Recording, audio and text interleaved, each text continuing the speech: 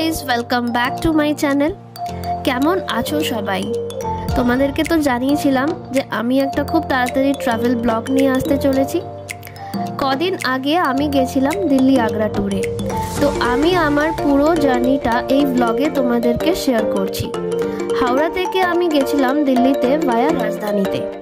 রাজধানীতে আমি এর আগে অনেকবারই চড়েছি আর দিল্লিও আমি অনেকবারই গেছি, কিন্তু আমি আমার এই চ্যানেলে কখনো ট্রেনের ব্লগ দিইনি, তাই আর দিচ্ছি।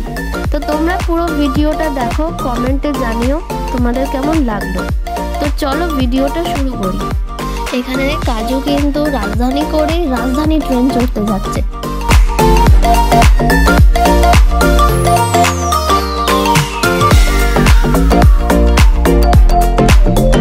আমাদের ট্রেন ছিল হাওড়া থেকে 4:50-এ রাজধানী। ট্রেন ছাড়লো একদম রাইট টাইমে। চলো তোমাদেরকে এই রাজধানীর পুরো ট্রেনটা এক্সপ্লোর করে দেখাই কি কি ফ্যাসিলিটিস আছে এতে, কেন টিকিটের এত দাম। প্রথমে তোমাদেরকে দেখাচ্ছি রাজধানী এক্সপ্রেসের ওয়াশরুমটা। এখানে দু ধরনের ওয়াশরুম আছে, ওয়েস্টার্ন ইন্ডিয়ান বোথ। আমি এখানে তোমাদের ইন্ডিয়ানটাই দেখাচ্ছি। ওয়াশরুমটা বেশ পরিষ্কারই, এখানে লিকুইড সোপও আছে, দরজায় হুক দেওয়া রয়েছে জামা কাপড় টাঙানোর জন্য। আর 5টা ট্রেনের মতনই নর্মাল ওয়াশরুমের মতনই এই রাজধানী এক্সপ্রেসের ওয়াশরুম।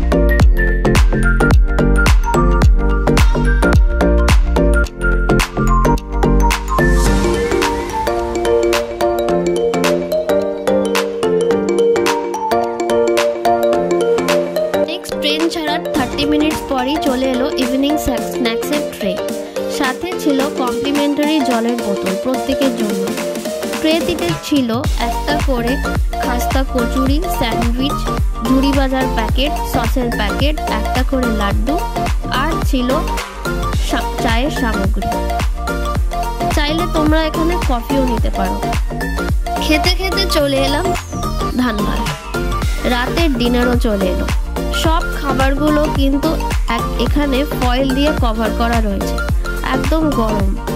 এখানে রয়েছে ভাত, ডাল, মিক্স সবজি, পিকল, রুটি আর চিকেন নয়। শেষ পাতে ছিল দই। আর রাত 10টায় এলো ঠান্ডা ঠান্ডা ভ্যানিলা আইসক্রিম। এখানে বলে রাখি 150 গ্রাম চিকেন কারি রয়েছে, যেটা বোনলেস।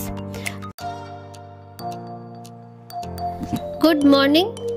তো এখন আমরা সকালবেলা উঠে পড়েছি। আর তোমাদেরকে একটা কথা জানিয়ে রাখছি, টিকিট বুকিংয়ের সময় তোমরা দেখবে টিকিটের সাথেই ভেজ, ননভেজ বা নো ফুডের এই অপশানটা আছে। এই সব খাবার দাবার টিকিটের সাথেই কিন্তু ইনক্লুডেড।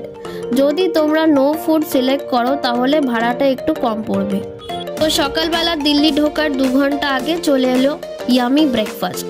এখানে রয়েছে 2 পিস ব্রেড, একটা করে বাটার, একটা করে ফ্রুট জুস, একটা করে masala omelette with veggies and sauce তো আছেই, আর তার সাথে রয়েছে চা বানানোর সামগ্রী।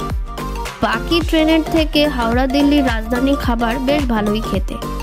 আগের মতন সেই রাজকীয় টেস্টটা না থাকলেও খারাপ নয়।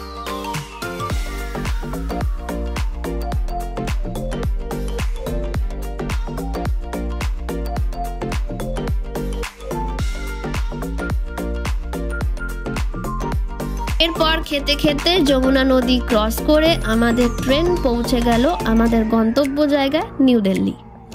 যদি আমার এই হাওড়া দিল্লি রাজধানীর এক্সপ্রেসের ব্লগটা তোমাদের ভালো লেগে থাকে তাহলে অবশ্যই লাইক, কমেন্ট, শেয়ার করতে ভুলো না।